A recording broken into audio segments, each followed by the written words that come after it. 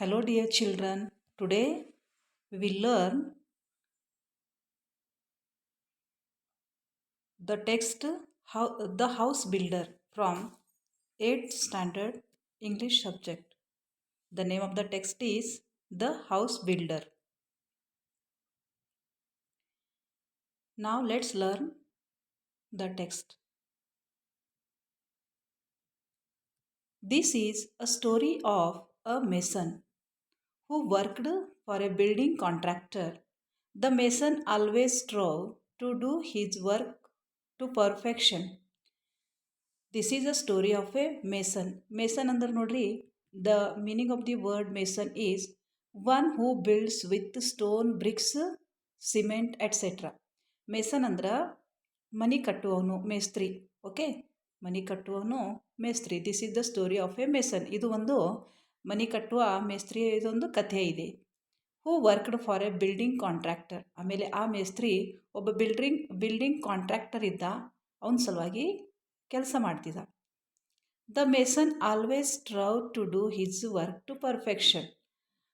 ಈ ಮೇಸನ್ ಅಂದ್ರೆ ಮೇಸ್ತ್ರಿ. ದ ಮೇಸನ್ ಏನು ಮಾಡ್ತಿದ್ ನೋಡ್ರಿ, ಯಾವಾಗಲೂ ಅವನದು ಕೆಲಸ ಅಗದಿ ದೊಡ್ಡ ಪ್ರಯತ್ನಗಳಿಂದ ಪೂರ್ಣ ಹ್ಯಾಂಗೆ ಮಾಡೋದು, ಅದೇ ಭಾವನೆಯಿಂದ ಅವನು ತನ್ನ ಕೆಲಸವನ್ನು, ಕಟ್ಟಡ ಕೆಲಸವನ್ನು ಮಾಡ್ತಾ ಇದ್ದ.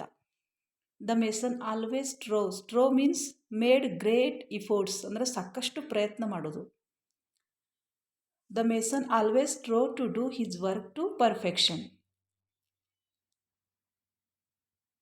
As soon as a house had been designed by the architect and details finalized by the engineer, the contractor would send for the mason and leave the responsibility of building the house to him. As soon as a house had been designed by the architect. Architect ಅಂದ್ರೆ ನೋಡ್ರಿ, ಇಮಾರತಿ ಅಥವಾ ವಾಸ್ತುದ ನಕಾಶೆ ತೆಗಿಯೋನು architect. ಅಂದ್ರೆ ಇಮಾರತಿದ ಅಂದ್ರೆ ಏನು ಮನೆ ಕಟ್ತಾರೆ ನೋಡ್ರಿ, ಅದರದ್ದು ನಕಾಶೆ ತೆಗೆದು ಕೊಡೋನು ಅವನಿಗೆ ಆರ್ಕಿಟೆಕ್ಟ್ ಅಂತಾರೆ. And details finalise by the engineer ಅಂದ್ರೆ ಅಭಿಯಂತ.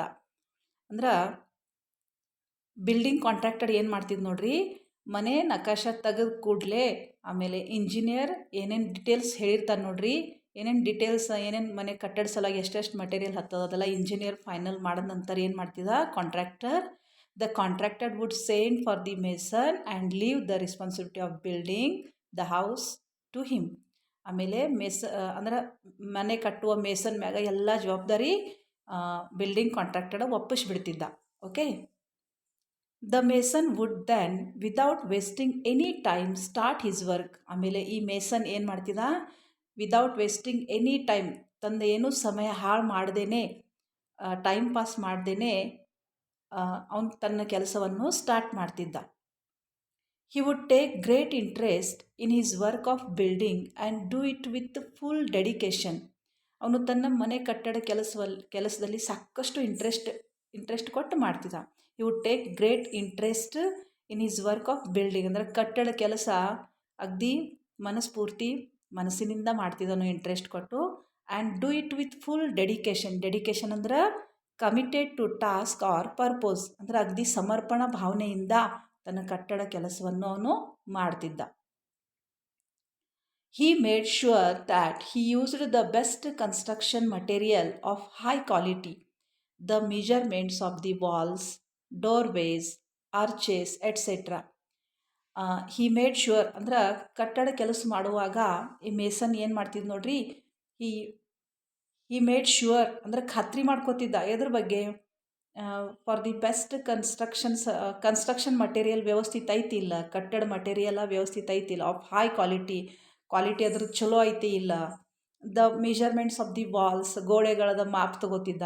ಡೋರ್ವೇಸ್, ಬಾಗಿಲುಗಳದ ಗೋಡೆಗಳದ ಮಾಪ್ ತಗೊಂಡು. Arches et cetera. ಆರ್ಚೇಸ್ ಅಂದರೆ ಮನ್ಯಾಗ ಕಮಾನಿಗಳು ಇರ್ತಾವಲ್ರಿ, ಆ ಕಮಾನಿಗಳದು, ಬಾಗಿಲುಗಳದು, ಗೋಡೆಗಳದು ಎಲ್ಲ ವ್ಯವಸ್ಥಿತ ಮಾಪ್ ತಗೋತಿದ್ದ. Were perfect and he gave an excellent and appealing finish to whatever he built. ಆಮೇಲೆ ಕೊನೆಯಲ್ಲಿ ಉತ್ತಮವಾದ ಫಿನಿಶಿಂಗ್ ಅವನು ಮಾಡ್ತಿದ್ದ.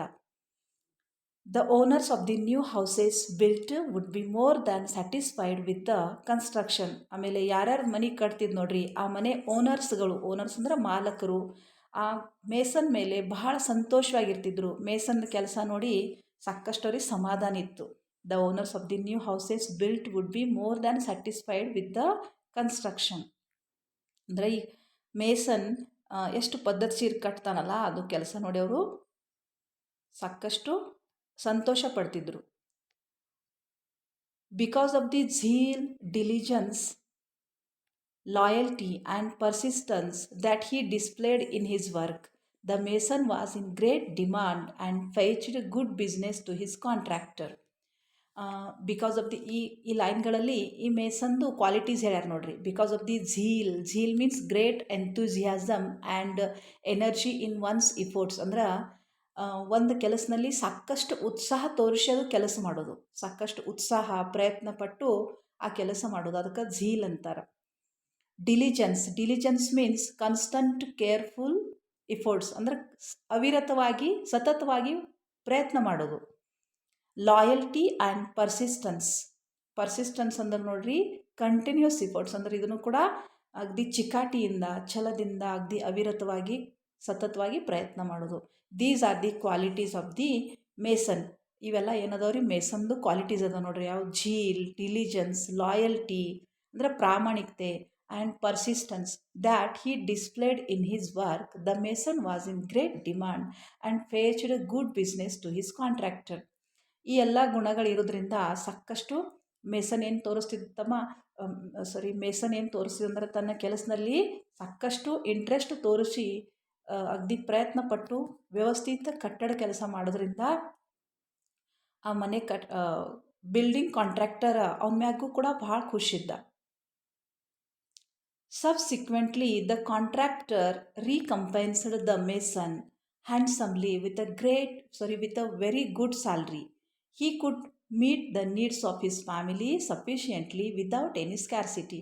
ಅದರಿಂದ ಏನಾಗ್ತಿತ್ತು ನೋಡ್ರಿ, ಸಬ್ಸಿಕ್ವೆಂಟ್ಲಿ ದ ಕಾಂಟ್ರಾಕ್ಟರ್ ಏನು ಮನೆ ಕಟ್ಟಡ ಕಾಂಟ್ರಾಕ್ಟ್ ಹಿಡಿತಾನಲ್ಲ ಮೇನ್ ಕಾಂಟ್ರಾಕ್ಟರ್, ಅವನು ಈ ಮೇಸನ್ಗೆ ಕೈ ತುಂಬ ಪಗಾರ ಕೊಡ್ತಿದ್ದ, ಸಂಬಳನ್ನು ಕೊಡ್ತಿದ್ದ. ಈ ರೀಕಂಪೆನ್ಸ್ಡ್ ದ ಮೇಸನ್. ರೀಕಂಪೆನ್ಸ್ಡ್ ಅಂದ್ರೆ money given for work done, ಅಂದ್ರೆ ಕೆಲಸ ಮಾಡಿದ ನಂತರ ಏನು ಸಂಬಳ ಸಿಗ್ತದೆ ನೋಡ್ರಿ ಅದಕ್ಕೆ ರೀಕಂಪೆನ್ಸ್ ಅಂತಾರೆ. ರೀಕಂಪೆನ್ಸ್ಡ್ ದ ಮೇಸನ್ ಹ್ಯಾಂಡ್ಸಮ್ಲಿ, ಅಗ್ದಿ ಕೈ ತುಂಬ ಅವನು ಕಾಂಟ್ರಾಕ್ಟರ್ ಮೇಸನ್ಗೆ ಸಂಬಳ ಕೊಡ್ತಿದ್ದ. With a very good salary ಅಂದರೆ ಸಂಬಳ. He could meet the needs of his family sufficiently without any scarcity. ಆಮೇಲೆ ಅದ್ರ ಸಲುವಾಗಿ ಅವನು ತನ್ನ ಮನೆಯಲ್ಲಿ ಏನೇನು ಅವಶ್ಯಕತೆಗಳದಲ್ಲ ಆ ಹಣದಿಂದ ತನ್ನ ಮನೆಯಲ್ಲಿ ಏನೇನು ಅವಶ್ಯಕತೆಗಳದ ಪೂರೈಕೆ ಮಾಡ್ತಿದ್ದ. ಅದ್ರ ಸಲುವಾಗಿ ಮನೆಯಲ್ಲಿ ಕೂಡ ಎಲ್ಲರೂ every one was happy in his family. The mason thus continued working with great devotion for many years till he became a grandfather. Mason ಇದೇ ಥರ ಸಾಕಷ್ಟು ವರ್ಷಗಳ ಕೆಲಸ ಮಾಡ್ತಿದ್ದ. ವಿತ್ ಗ್ರೇಟ್ ಡಿವೋಷನ್, ಅಗ್ದಿ ಭಕ್ತಿಯಿಂದ, ಡಿವೋಷನ್ ಅಂದ್ರೆ ಭಕ್ತಿ, ಅಗ್ದಿ ದೊಡ್ಡ ಭಕ್ತಿಯಿಂದ ಆ ಮನೆ ಕಟ್ಟಡ ಕೆಲಸವನ್ನು ಮಾಡ್ತಿದ್ದ. Till he became a grand father, ಅವನು ಅಜ್ಜ ಆಗೋ ತನಕ, ಅವನಿಗೆ ಮೊಮ್ಮಕ್ಕಳು ಆಗೋ ತನಕ ಅವನು ಈ ಕಟ್ಟಡ ಕೆಲಸವನ್ನು ಮಾಡ್ತಾ ಇದ್ದ. Then he decided that it was time to retire and spend time playing with his grandchildren. ಆಮೇಲೆ ನಂತರ ಸಾಕಷ್ಟು ವರ್ಷ ಆದ ನಂತರ ಅವನಿಗೆ ಅನ್ನಿಸ್ತು, ಮೇಸನ್ಗೆ ಏನು ಅನ್ನಿಸ್ತಪ್ಪ, he decided that it is a time to retire from the work of building houses. ಈಗ ನಾನು ಈ ಮನೆ ಕಟ್ಟಡ ಕೆಲಸದಿಂದ ರಿಟೈರ್ಮೆಂಟ್ ತೊಗೋಬೇಕು, ನಿವೃತ್ತಿ ಆಗಬೇಕಂತೇಳಿ ಅವನು ವಿಚಾರ ಮಾಡ್ದ. And after taking retirement from this work I will play with my grand children. ನನಗೀಗ ಮೊಮ್ಮಕ್ಕಳ ಜೊತೆ ಟೈಮ್ ಹಾಕಬೇಕು, ನಾನು ಕೂಡ ರಿಟೈರ್ಡ್ ಆಗಬೇಕಂತ ಅವನು ವಿಚಾರ ಮಾಡ್ದ. Being a firm minded person, ಅವನು ಒಂದು ಮೇಸನ್ ಹೇಗಿದ್ದು ನೋಡ್ರಿ, how was the mason, he was firm minded, ಅಂದ್ರೆ ಅಗದಿ ಒಂದೇ ವಿಚಾರದವನು ಇದ್ದ. ಒಂದು ನಿರ್ಣಯ ತೊಗೊಂಡಂದ್ರೆ ಅದಕ್ಕೆ ಫಿಕ್ಸ್ ಆಗಿ ಅವನು ನಿರ್ಧಾರ ಮಾಡೋದಂದ್ರೆ ಆಯ್ತು, ಮತ್ತು ಅದು ನಿರ್ಧಾರ ಚೇಂಜ್ ಮಾಡ್ತಿದ್ಲು ಅವನು. Being a firm minded person, he informed his contractor of his decision to retire from the house building. So whatever he decided he inform to his contractor. ಆಮೇಲೆ ಅವನು ಏನು ನಿರ್ಣಯ ತೊಗೊಂಡಿದ್ದು ನೋಡ್ರಿ, ಕೆಲಸದಿಂದ ನಿವೃತ್ತಿ ಆಗೋದು, ಅದು ಕಾಂಟ್ರಾಕ್ಟರ್ಗೆ ತನ್ನ ವಿಚಾರವನ್ನು ಹೇಳ್ದ. The contractor was very disheartened to lose such an excellent workman and urged the mason to continue his job. When the contractor heard the decision of the mason, he became unhappy or he felt disappointed. ಕಾಂಟ್ರಾಕ್ಟರ್ಗೆ ಯಾವಾಗ ಮೇಸನ retired ತೊಗೋತೀನೋ ಕೆಲಸ ಬಿಡ್ತೀನನ್ನ ತಿಳಿತು ಅವಾಗ ಅವನು ಸ್ವಲ್ಪ ನಾರಾಜಾದ. ಡಿಸ್ಹಾರ್ಟನ್ ಅಂದ್ರೆ ಫೇಲ್ಟ್ disappointed ಅಂದ್ರೆ ನಾರಾಜಾಗೋದು, ನಾಖುಷ್ ಆಗೋದು. The contractor was very disheartened to lose such an excellent workman. ಯಾಕಂದರೆ ಇಂಥ ಮೇಸ್ತ್ರಿ ಅಥವಾ ಇಂಥ ಮೇಸನ್ ನನಗೆ ಎಲ್ಲಿ ಸಿಗೋದಿಲ್ಲ, ಪ್ರಾಮಾಣಿಕಲೆ ಅಗದಿ ಇಂಟ್ರೆಸ್ಟ್ಲೆ ಕೆಲಸ ಮಾಡುವ ಮೇಸನ್ ನನಗೆ ಸಿಗೋದಿಲ್ಲ ಅಂಥೇಳಿ ಅವನಿಗೆ ಹಳಳಾಯಿತು. And urged the mason to continue his job. ಆದರೆ ಅವನು ರಿಕ್ವೆಸ್ಟ್ ಮಾಡ್ದ, and he requested to the mason to continue his job. ಇನ್ನೂ ಥೋಡೆ ವರ್ಷ ಕೆಲಸ ಮಾಡಿರಿ ಅಂಥೇಳಿ ಮೇಸನ್ಗೆ ಅವನು ರಿಕ್ವೆಸ್ಟ್ ಮಾಡ್ದ contractor. But to no avail. ಆದರೆ ಬಟ್ ಟು ನೋ ಅವೇಲ್ ಅಂದ್ರೆ ನೋ ಯೂಸ್ ಅಂದ್ರೆ ಅವನು ಏನು ರಿಕ್ವೆಸ್ಟ್ ಮಾಡಿದಲ್ಲ ಅದರದ್ದು ಏನು ಉಪಯೋಗ ಆಗಲಿಲ್ಲ. The mason had made up his mind and refused to carry on. ಆದರೆ ಮೇಸನ್ ತನ್ನ ನಿರ್ಧಾರ ಫಿಕ್ಸ್ ಮಾಡಿದ, ಆಮೇಲೆ ಅದೇ ನಿರ್ಧಾರದಿಂದನೇ ನಡಿಬೇಕಿನಂತೆ ಅವನು ಡಿಸಿಷನ್ ತೊಗೊಂಡಿದ್ದ. So he refused to carry on. ಅದ್ರ ಸಲುವಾಗಿ ಅವನು ಕಾಂಟ್ರಾಕ್ಟರ್ ಹೇಳಿದ್ದ ಪ್ರಕಾರ ಇನ್ನು ಕೆಲಸ ಮಾಡ್ಲಿಕ್ಕೆ ಅವನು ನಕಾರ ಕೊಟ್ಟ, ರಿಫ್ಯೂಸ್ ಮಾಡ್ದ.